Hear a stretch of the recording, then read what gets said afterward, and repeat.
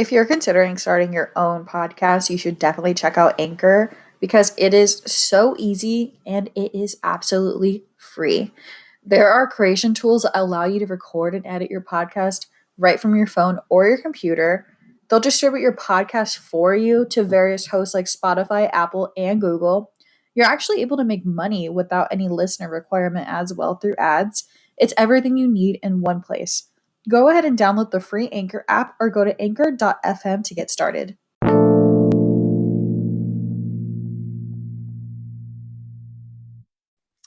Hey, Morgan. Hey, Alexis.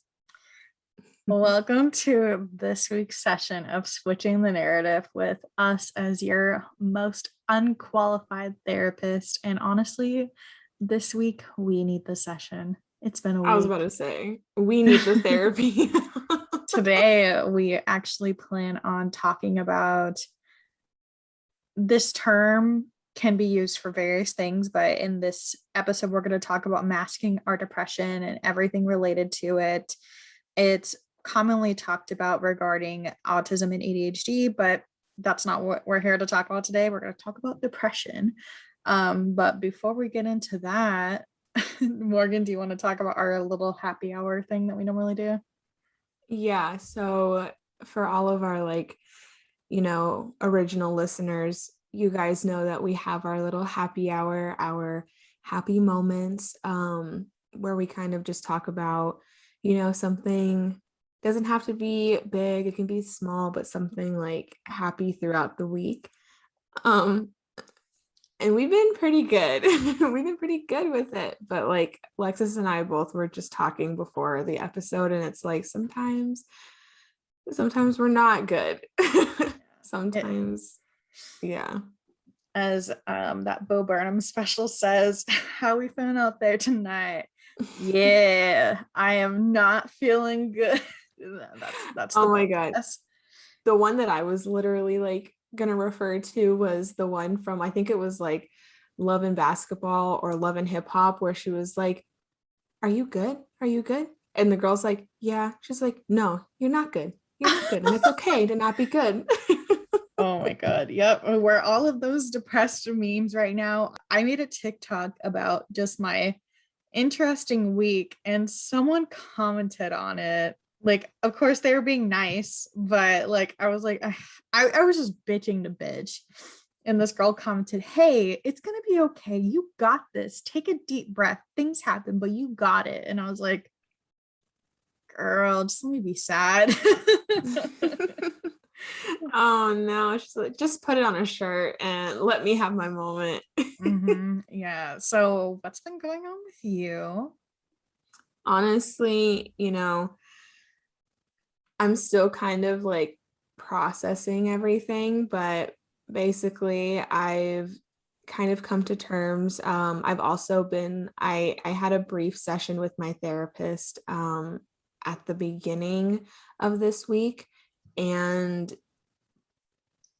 I just kind of let him know how I was feeling and, what's been going on like the past couple of weeks before this week. And we both kind of agreed that the way that I've been feeling and some of like, I don't know, just my like reactions to things and my responses as well, are just like similar signs of depression. And it's hard because the last time I was depressed was at a time where I understood why I was depressed. And so it was easier to kind of sit with and just let myself be in that moment and let myself get through that. And this time it's just really confusing for me. And I think because I don't understand why 100%, it's been a really frustrating time navigating through it. And all I want to do is get back to how I normally am, get back to, doing what I want to do and being like feeling good, having my big personality, like spending time with people, spending time with Rain. But these past few weeks have just like been really hard to have any kind of like desire Um, I haven't really had a lot of like time to let myself relax, let myself just feel what I'm feeling because I'm trying so hard to not feel it. And I Mhm. think it's just putting me in like a deeper state of depression, really. Right. And like, we're going to go, this whole episode is going to be about this, but just an overview of my week too. It's like, I, I don't think there's, at least for like the last like 10 years of my life, I'm pretty sure that like I've just had like a consistent like wave of depression over me. Like I had my really good days, but like it's become like it's my normal. And when I'm feeling really Mhm. good, it's kind of abnormal to me. And I'm like waiting for the storm to come. But I've Yeah. kind of just accepted it. And I'm like, I know how to get myself in and out of it. So like, just hearing that you're going through that, which is like, like the whole purpose of this episode is like, I I never could imagine you feeling the way that you're feeling because you do put on like this you put on a very like happy face and like at least for me and other people like when I see you like post on Instagram and stuff like it's so sunny, like it's so bright, you have Mhm. like this nice like warm filter and like you just look very like I don't know, like you just look like you look like the protagonist of like a very like happy like rom-com or something. Uh but Yeah. Yeah, I don't know. That's kind of like my whole like focus on today's topic and like the episode itself because I don't like that I do that, mhm, but at the same time, I think it also ties in with me being somebody that like is always worried about other people's feelings too, and that's not what people know me as being like in this state. Like what I'm going through right now, people know me as like how you described as like being happy and being positive and being goofy and things like that. And it's hard because that's how I feel like my best self when I am like that anyways. And when it's something like I'm sad about something that I can get over pretty quick and that I understand why I'm sad and da da da, I can take a beat and let myself recharge, let myself feel those feelings. But I think when I start to, mask, conceal, it's when the emotions get really deep, and they're confusing to me. I can't pinpoint why I'm feeling this way, and I essentially drive myself crazy, and I would rather not deal with them, so I pretend like they're not happening. right. And just to give like our listeners a clearer idea of what like masking is. So if you haven't already inferred, it's basically camouflaging your emotions to hide your feelings. You're just not showing what you're really feeling so that you're not the weird one, the different one in the group. So many, I think especially women do it like every single day and for Mhm. various reasons to appease other people, to deny that they're even going through something and like Mhm. a lot of people are faking it and it just sucks because with that there's so many different things that go with it. My family for me sees me as just like such a strong person that's never going through anything, so I rarely get asked how I'm doing and Mhm. it drives me crazy, but I'm like I've kind of like pinholed myself to be this way, but I don't like it and I want to stop it. It's just not it. Like Yeah. I want to be a complex person with thoughts and emotions and is also happy and sad and depressed and angry, and I don't want to be this consistently composed person. I completely agree with what you're saying too. And like, when you're talking about family, knowing you as like this strong person, I feel like my contrast is that my family always saw me as overly sensitive.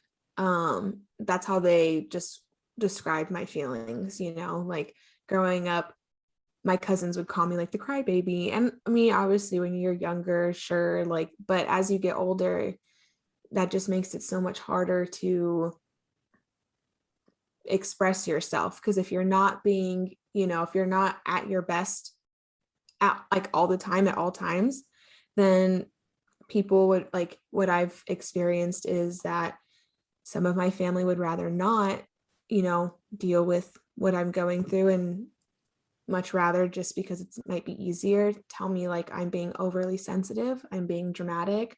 One of the ones that I had someone tell me, my mom actually, when I was in high school, I knew my mom had anxiety. And so I had asked her, I think I might have anxiety as well. Like I'm having these like feelings and I'm having these experiences, and I feel like, I'm like have no control. And she let me know that her anxiety is worse than mine. And she's gotten through a lot worse.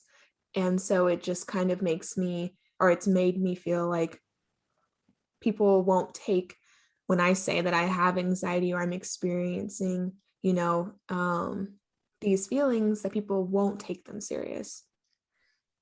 Oh my gosh. I wish that people could have seen my face when you said that your mom told you that like her anxiety is worse than yours, because I remember when I told my dad that like I'm sad, I'm depressed, and that's a very vulnerable thing to admit, because like things are getting better now, but like 10 years ago when we were in high school, like freshmen, like going through this stuff, um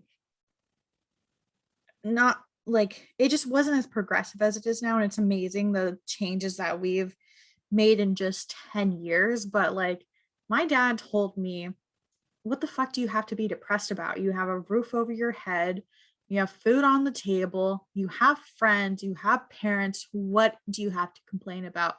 I have depression and you see me. You know what I do? I go to the gym.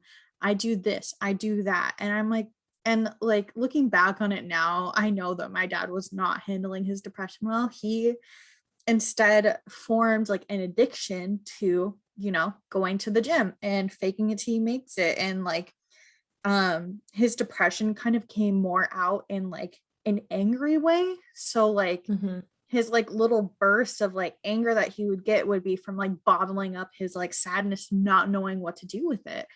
Mm-hmm. But like just for like some like my dad would always constantly be like, I've literally like my dad would be like, I've been to Iraq. Like my dad literally has PTSD. And like, so I was like, Dad, like you can't equate PTSD and depression to be the same thing, because they're not. And it's just a matter Mm-hmm. of people not being educated on mental health enough. But like Mm-hmm. my dad went to Iraq after 9/11 happened, and I haven't talked to him too much about it because he is very sensitive about the subject. But my dad came back completely scarred on his back from, he has like a whole bunch of keloids on his back because he and his whole squad, when they were sleeping in the middle of the night, finally getting their rest, were attacked by crazy ass spiders that like I don't know, I guess their bites just like burned through my dad's skin. And like I don't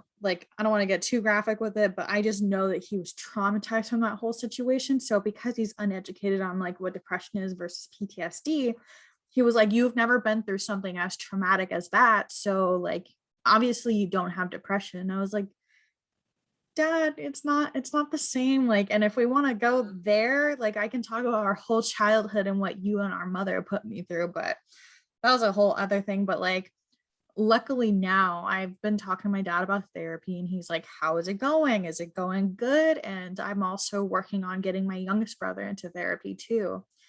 So Yeah. I mean, that's like the best, really the best way to work through this whole masking thing and hiding your emotions is therapy, number one. Yeah. Yeah. It's crazy because when I want to understand, like our parents' generation, whenever they kind of express, because I want to believe that the way that they're expressing these feelings is coming from a place of love, but I also, it's just becomes really ignorant too. Like, one person's experience doesn't invalidate another's, because I don't need to be in that type of a hostile environment to still be experiencing like the feelings that I'm feeling. And like you said, PTSD and depression are two completely different things. And there are so many different causes, to both of them. And they don't correlate the way that he was, trying to make it. And like, it just came across as very like invalidating. And I actually talked to my dad the beginning of this week, because I think that's when I kind of came to terms with the fact that I am going through a depressive moment right now, because I don't know when, or like when I'm going to be feeling better. But I was talking to my dad about it, and I was letting him know just like, what's been going on and why, I'm feeling this way. And I was letting him know all of the things that were happening that I don't normally do, and how it's becoming a pattern. And one of them was like, I told him that I've been so exhausted, and I've been sleeping a lot more. I've been sleeping all day. I've taken multiple naps and had no like motivation to get up, or no desire to get up. And he let me know that sometimes he gets tired too. And that was like his response to it. And at that point, it just made me feel like this is why I don't talk about it, because I, it's not like we're not on the same page. And I feel like I must not be explaining it right. So now I probably seem like I'm being a little over dramatic, or I'm being dramatic about the situation. So I just quickly changed the subject, and he's like, well, just listen to your favorite, songs when you cook today, and that'll make you feel better. And I'm just like, yeah, okay, dad. Because I know he's trying to like, I think he's trying to make it seem more normal, and he doesn't want me to not be okay. So he's essentially normalizing it for maybe himself and for me. But that's a reason as to why I end up not disclosing this type of information, because I can feel that it's not normal. But when other people are telling me like, it's fine, like, just do this, this, and this, and you'll feel better, then I'm just like, okay, let me just push these feelings back down and try and just get back to on a routine without really sitting with my feelings and letting myself actually feel what is going on. Yeah. And when you're talking about like going to therapy, I think that's one of our biggest ways of healing from these types of situations.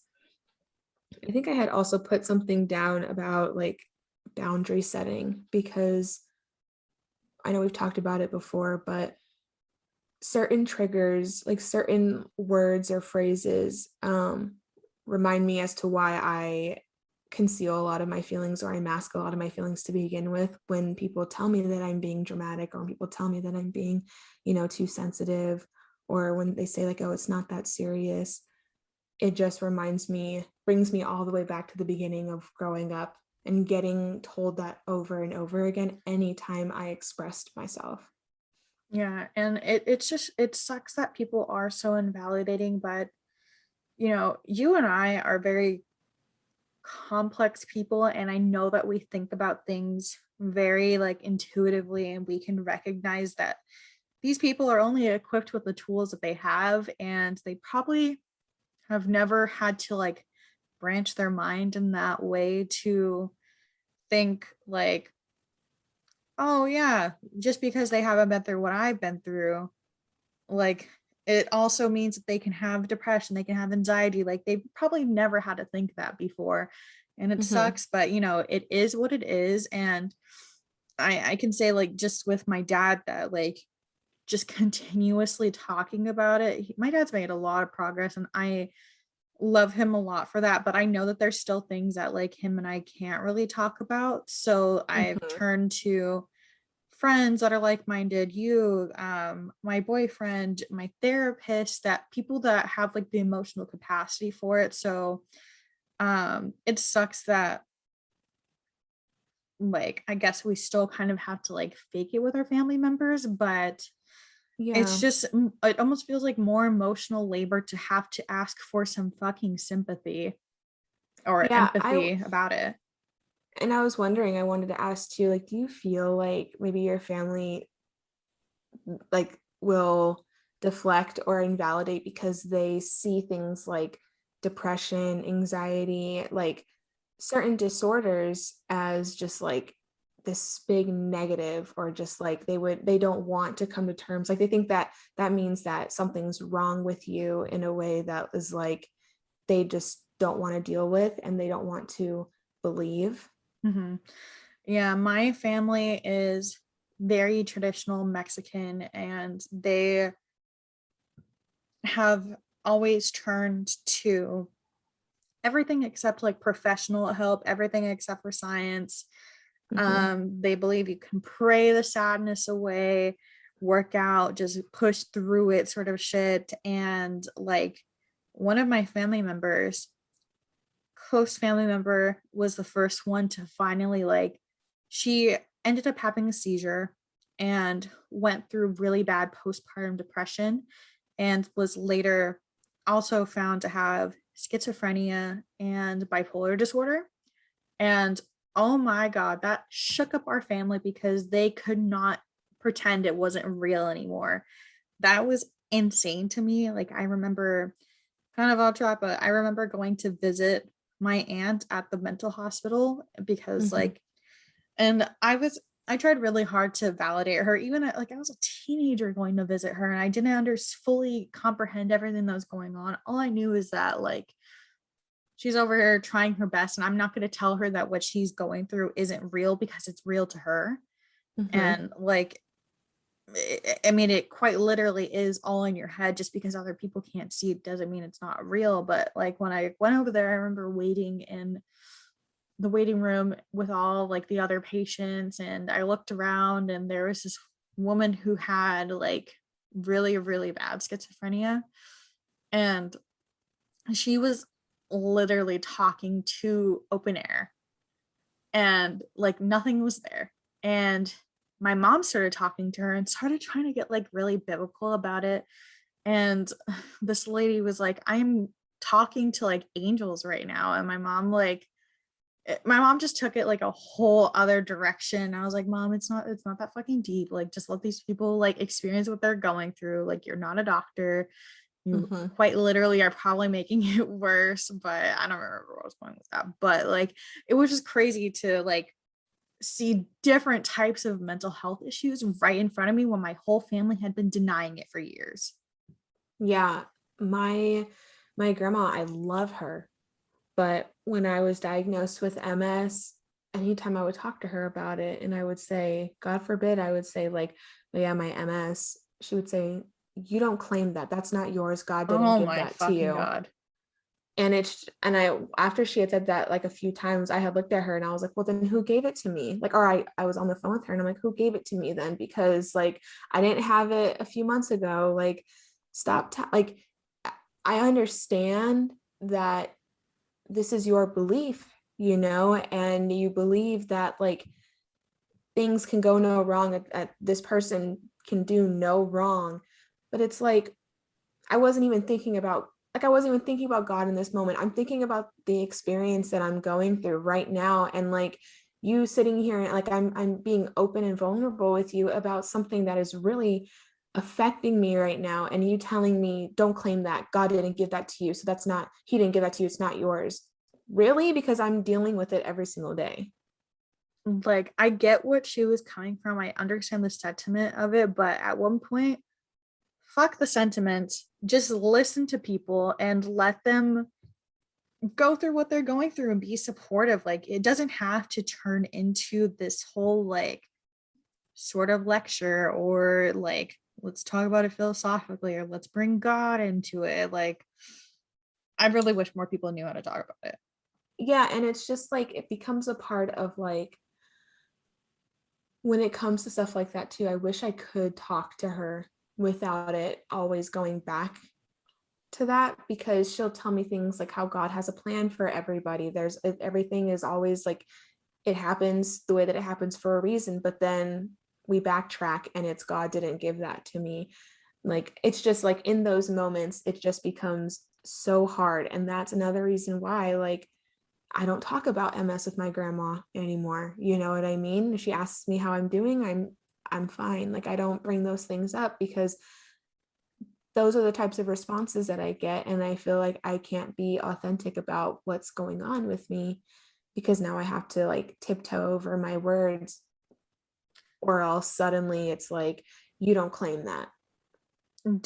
Have you ever had like a meltdown about it, or like just like blown up about that sort of situation where like someone is just like going off about like what you should or shouldn't claim, or they're just like not understanding what you need in that moment? Because I've like personally have been like, bro, just shut the fuck up, and like it's not, this is not what I need right now. Mhm. But yeah, like have you had any moments like that? Yeah, not with my grandma, but with Rain actually. In the very beginning of my diagnosis, when I was going to therapy, and I was doing like physical therapy and occupational therapy as well. And it was before I could drive. So he had to pick me up and take me to these appointments. And so whenever we would come back from the appointments, and I would tell him about certain feelings and things like that in my therapies and stuff, and he would tell me that I'm hyper focusing on these things and that's why they feel as bad as they feel. And I was just telling him, and he would always be like, you just got to stop hyper focusing on it. You just got to stop hyper focusing on it. And it was a person who has no idea what I'm going through and has no idea like the change that was made and how that feels and how it affects my day to day, is telling me that I'm hyper focusing on something that literally is I'm living through. Like, it was within like the first few months of me being diagnosed, and my flare didn't go away for 2 months. So I was well deep in it for the first few months. And when he was saying that, I remember there was one car ride home and he had said that, and I just went off and I was like, stop telling me what I'm doing. You have no idea what I'm feeling right now. I wish you would just listen to what I'm saying, because I feel like I can't tell you like any changes, any things that haven't changed, any discomforts when you ask me. Because when you're asking me, are you actually wanting to hear about it? Or are you wanting me to just tell you that I'm fine? Because that's when you say things like I'm just hyper focusing, it makes me feel like you would rather me just let you know that I'm fine. And then he was like, I'm sorry.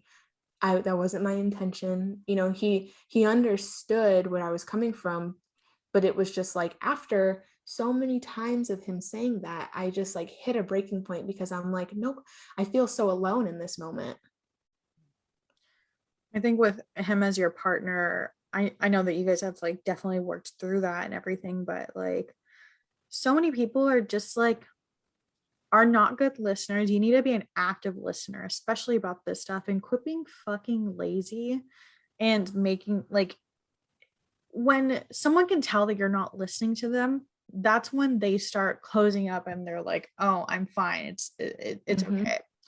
Mm-hmm. So if you notice that someone's doing that, that's a red flag. So maybe you need to like listen to hear their side, not to respond necessarily. Like some people, like I don't Mm-hmm. know, everyone's different. So I would just ask people like what they need from you. Like from for me, I've become very direct, where like just yesterday I was having a little like meltdown about the future because I like to overthink about everything, and I was freaking out about the future, and I called my boyfriend and I was like, "Hey, like can I please just vent to you, and then afterwards can you please just tell me nice things and very positive things? I don't really need advice. I just need someone to be Mm-hmm. kind to me."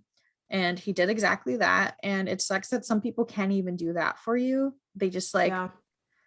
yeah, they just want you to say, "Oh, I'm fine," or they just don't care to listen.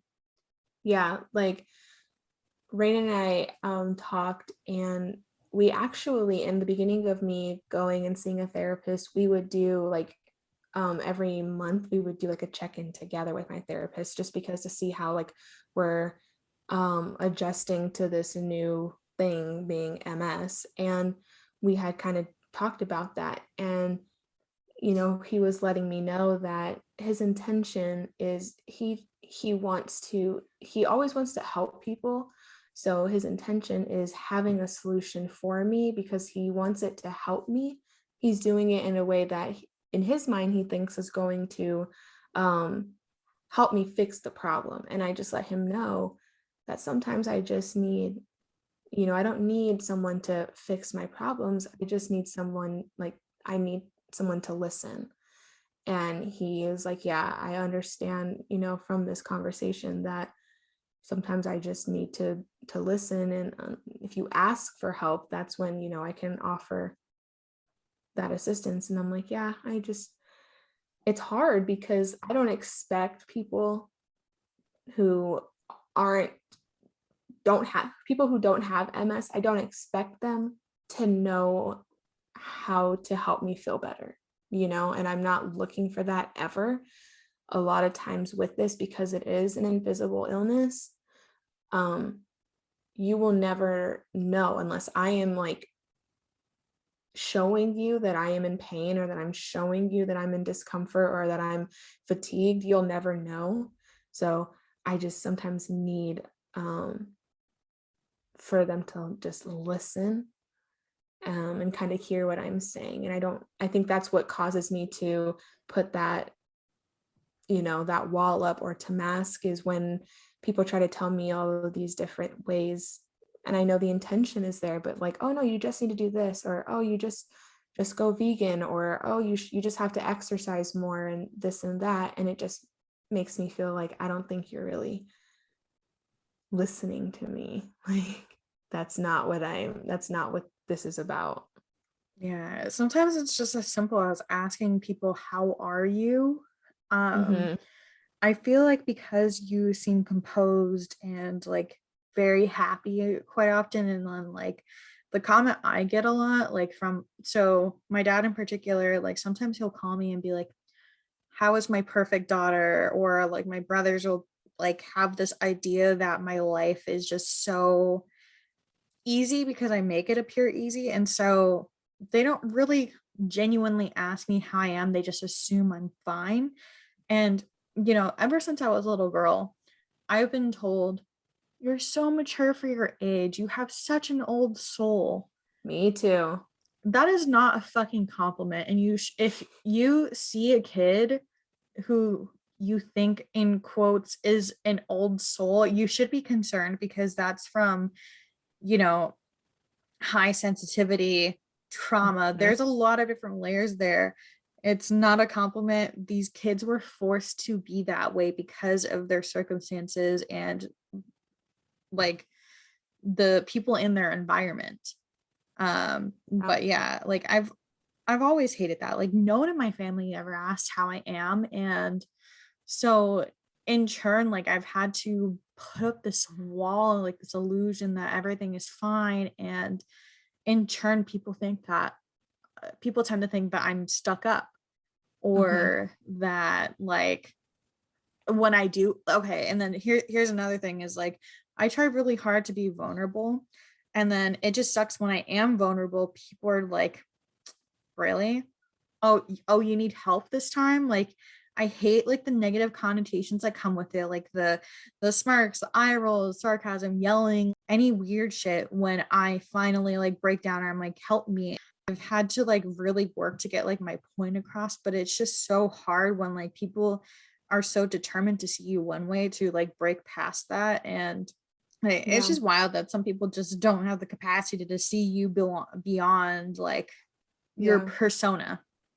I will say that even though I still put up that mask, there are people that, I feel like eventually when it becomes too much, or when it becomes like something that I just know I can't handle on my own and I do need to reach out, I'm lucky I do have people that I can, and it might not be family, but I have a great support system with my friends. I have my sister, of course, that I talk to about it.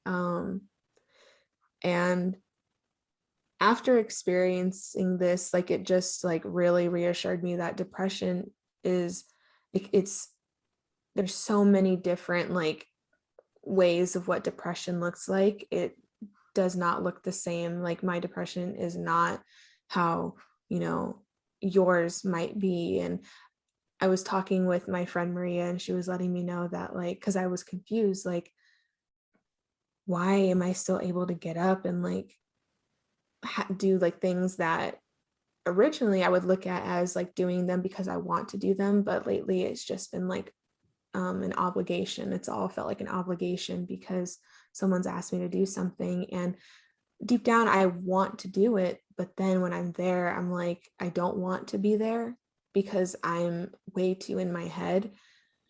Um, so I'm there as an obligation, and I was confused as to how I was still able to like function and be like that. And she says that some people are, high functioning when it comes to being depressed, and that you can carry on. And that's like, that makes it a little bit harder for me because, like I said, the last time that I was going through this was during my flare, and I was not high functioning at all. I was in bed every day. Like, I didn't get up. I didn't do anything. I didn't take care of myself. I just laid there, maybe went downstairs, and that's about it.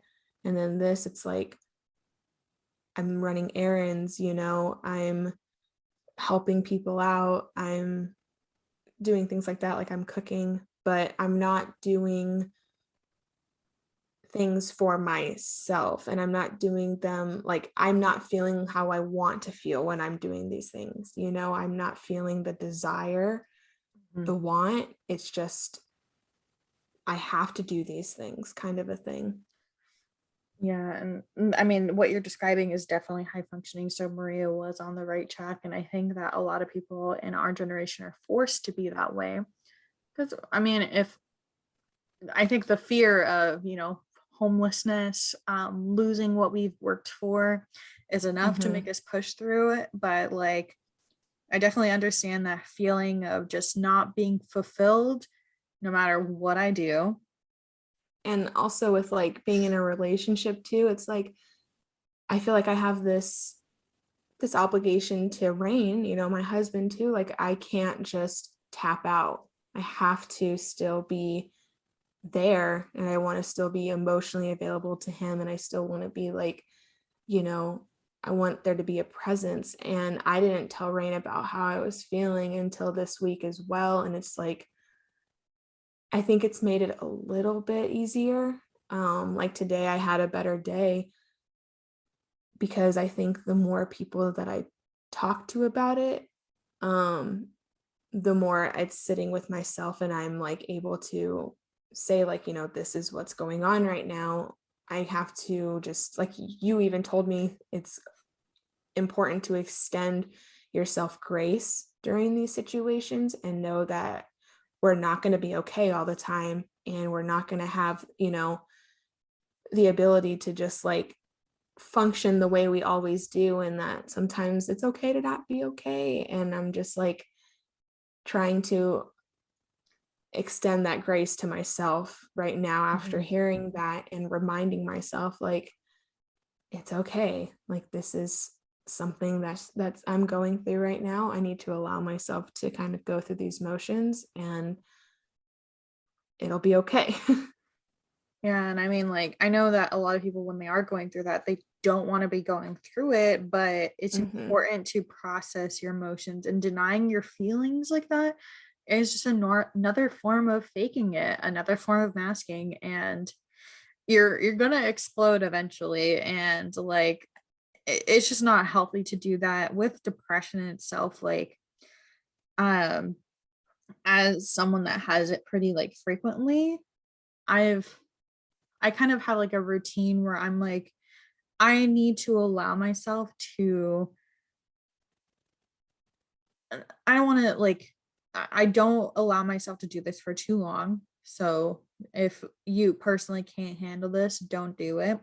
But I allow myself to wallow in my sadness. I think about it. I get all of my energy out. I've also recently started like journaling about it, like, and then, I can reflect on it later. And I just allow myself to have a period of accepting like that instant gratification that I need, like the things that make me comfortable so that I don't feel the pressure of all my responsibilities. And I'm like, okay, it's fine if I get to it the next day. I'll Mhm. take my naps, I'll be on social media, I'll eat whatever I want to, but I know that I'm going to recover. And that takes a lot of pressure off of me. Um, but I make it an obligation afterwards to step away from that, do like my self care, and like get back into everything that makes me happy, Yeah. that has like longer term effects and isn't an instant gratification. But also, Yeah. like, honestly, I would say that therapy has changed my life for the better too. And just like I said earlier, like allowing yourself like grace to not be a graceful person, not be perfect at all times. Yeah. Like I'm I wish so badly I could just have a session with my therapist this week. Like that's something that's kind of like rough too, is I don't get to see my therapist until Monday, the soonest. And so like I'm trying not to sit with that. I'm just trying to say like, okay, Monday, that's when we'll really get to talk about what's going on and everything. And I think after like really sitting with my feelings a little bit today, I'm realizing, or I'm coming to terms that if not 100% the reason, a really big chunk of the reason why I'm feeling this way is because, I'm approaching my year of having MS. I'm getting my very first annual MRI on Monday, and we were talking about this a little bit before the episode that I'm kind of setting myself up for failure because my expectations for this MRI are a little unrealistic. And I think I've just been like thinking like I'm not going to like these results regardless of what they come back as, because it's just going to be like a reminder that and I don't want to get emotional, but like that I'm sick. And sorry. Oh fuck. I can feel my eyes watering. You're fine, dude. Yeah, I just like it reminds me that I am sick, and like these bigger moments, it's like when I first started taking my medication, I would be angry all the time. I'd be having a great week, and then as soon as like Saturday would come, I would be so off. um I still can't give myself my own injection. It's a little too vulnerable for me, so Rain, thank goodness, gives me my injection every Saturday. um but I used to be so angry. It used to just like upset me so much, and I never understood. Like I would just cry right after. I'd have to go upstairs and just cry. Um, and I just realized it's because it just brings me back to that. Like I start getting in this headspace where it's like, I have to do this for the rest of my life. Are you serious? Like, I don't want this. Like, I don't want any of it. And I think the MRI is like the thing that's been heavily weighing on me, because I don't want to do this every year. I don't want it, but it is a part of my life now. And I realize I have a lot of work to do with reframing how life is for me, with all of this, reframing it in a different way, because I don't think that feeling this way is benefiting me. Yeah, it's definitely not. And it sucks to see you going through this. And you've progressed so much. So I think you should live in that thought that like, look how far Mhm. you've come, can only get better from here. And if something does happen, you have the experience now, you know what to do. It's not as scary anymore because like you have a support system. Rain's got you, your friends got you, your family, even if they may not fully understand it, like they they Yeah. care in like their own way and everything. But I I mean, yeah. sorry, I'm trying to remind Okay. myself these things too. Like this time around is going to be a lot different, like I'd be more prepared, I'm more experienced because I've gone through it. I went through this not having any friends my first, year around. I didn't have anybody. I've made some really amazing friends here that, I have a larger support system here this time around if anything were to happen. And I get upset with myself too because I do think about that, like I made so much progress. Like why am I feeling this way? I've been able to overcome all of these things, and I just think it's like the unknown, like I could get a flare again or I could not, and it's fine, or I could never get a flare ever again. But then I just start dwelling on like the worst things, like just the worst possible scenarios that could happen. And I don't know. I just think also the thing about it is that it's been a whole year, you know? This is like a milestone that I have now when it comes to something about me. Like it's been a whole year since my life was like flipped upside down and my life has not been the same. And all of those things, I'm literally like discovering, it's great. I'm like discovering this all right now too. Like as I'm talking about it, is that all of these things are clearly weighing on me and affecting me in a negative way. And I just want to do some work. I realize I'm going to write it down too. I need to do some work on reframing how I'm viewing this part of my life. Mhm. And I mean, I recognize this episode is kind of all over the place, but this is just Yeah. real and we're just talking about our emotions and, maybe you can relate. And this is why conversations like this are important because, like, in my therapy sessions, like, I just start talking and I'm like, oh shit, that's why I react that way. Like, Yeah. that's why I'm feeling this way. What? And yeah, Yeah. so it's interesting to see you like realize what you're going through and like now you Yeah. have you have a plan of action now. Yeah. With it too, like to tie it back into it, because I had made some notes, is that I've been like, when I talk about it, if I talk about it on my social media, I've been downplaying it so much, or I'm just like, oh, it's going to be interesting to see, or oh, I'm just a little nervous. Like, when in reality, it's a lot, like my emotions go deeper and bigger than that.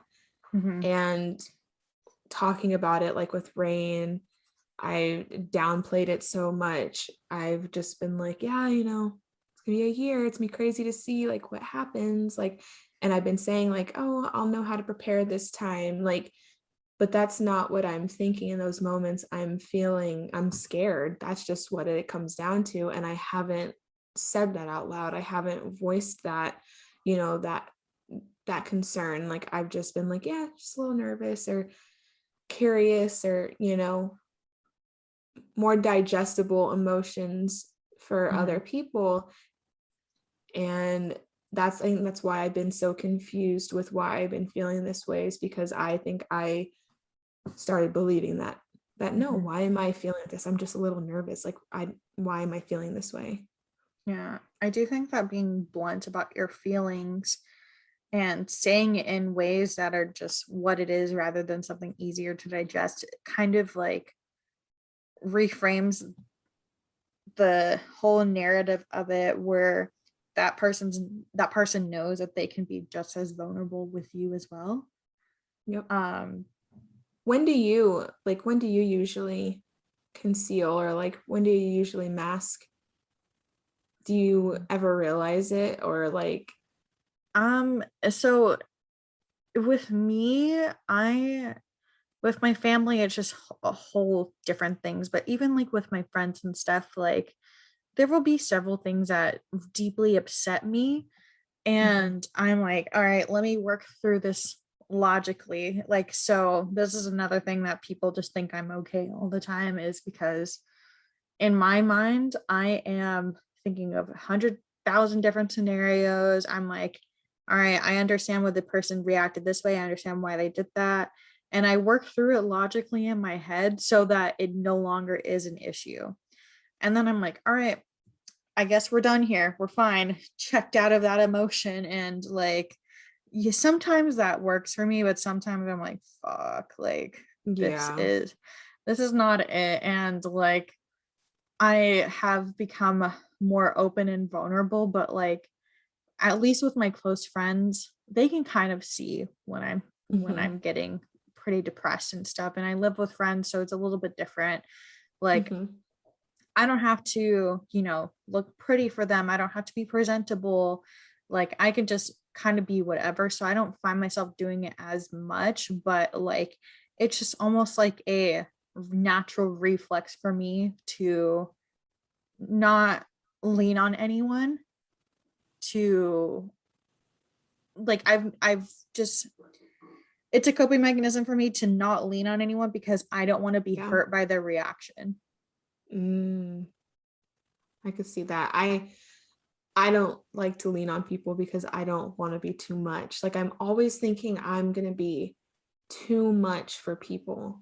And I think I'm doing myself a disservice because I am always like here, and I think I've leaned on, if I could pinpoint on anybody, I've probably leaned on Maria the most since I've been in Germany. Mm-hmm. Like so much. And I just feel like maybe that's like my little breakthrough moment, is that I'm realizing it is okay whenever you need to, what's when you have that support system, that's part of what it's there for.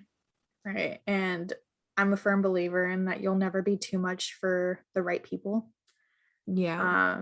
Yeah, so don't do that. It's very much a disservice. And, Yeah. just to wrap things up, I think the best way to navigate this is to just be more aware of your friends, ask them genuinely how they're doing. Like when people like say they're fine, I'm kind of like, but are you though? Like what's really Yeah. going on? And I know that's a lot of emotional labor to take on, but if you really care about your friends, it doesn't hurt to do it every once in a while.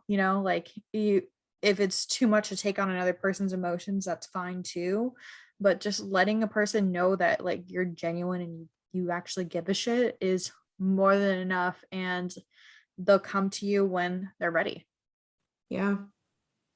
Yeah, I agree. And I don't know, I'm just like, now I'm like thinking back on my friends and I'm just feeling really grateful Mm. because this has been like a really hard moment for me. And ever since I was honest about how I was feeling, I've like today I've felt better, and it's become easier to talk about my feelings without minimizing, I'm not minimizing or downplaying the like severity or the extremeness of like how I'm feeling. And it kind of just feels like this weight is slowly being lifted off.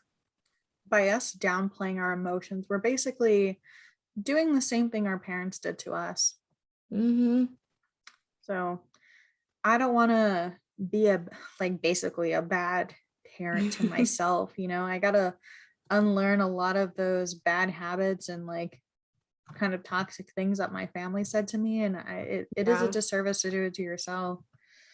Um, but yeah, I mean, I had fun just getting this out. I know it was kind of low energy, but it is what it is. I know. Tell me why I was like a little self-conscious. You guys probably hear it, but like recording after I would be done talking and I would hear you talking, I'm like, Morgan, why are you so sad? You know what I mean? Just even like I can hear it in the way that I'm talking, Mhm. and I'm just like, I can't wait to start feeling better. I know. I can't wait to feel better too. And like, at least for me, like, I know I have good days to look forward to, and I just love those days, but I'm also like, when I'm going through it, like, fuck, I'm Yeah. just like, no point in being meaner to myself if being mean to myself and talking shit to myself and like punishing myself for not getting all the things I needed to get done today actually worked. It would have worked by now. Right. Yeah. But Just leave this session with this. It is okay to not be okay. And how would you put it? It's okay to extend ourselves some grace. yeah, be fucking nice to yourself, please. Yeah. Yeah. All right. I think that's all the time we have for today. We're both exhausted from the week, and Yeah. I Honestly, this session's on us today. yeah, no invoice. Yeah, no invoice, but that's all the time we got today. Got oh my god, that's all the time we got today. If you didn't relate this time, hopefully it was at least entertaining to hear our sad bitch thoughts. Sad bitch energy. Yeah, it's real bitch energy. But give us some feedback. Let us know what you would like to hear next. Our season is almost over, and our last two episodes will be great because we got some very interesting topics. Mm-hmm. Go follow us on Instagrams at Switching the Narrative. My Instagram is at Lexus Francisco. What is yours, Morgan? Mine is Morgan7737. Love it. I think that's it. All right. Bye, y'all. Bye.